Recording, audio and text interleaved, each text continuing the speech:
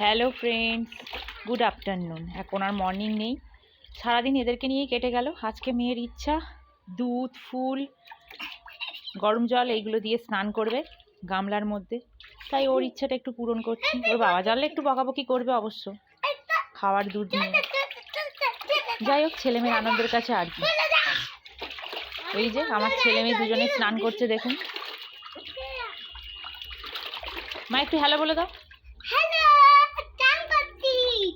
আমার মেয়েটার নানান সমস্যা, আর বলবেন না।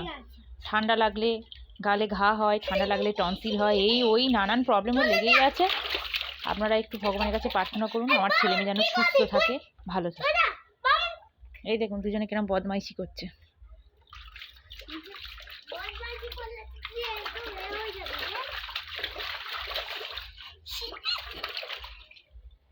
বাবান কিছু বলবে? এতে তাকাও।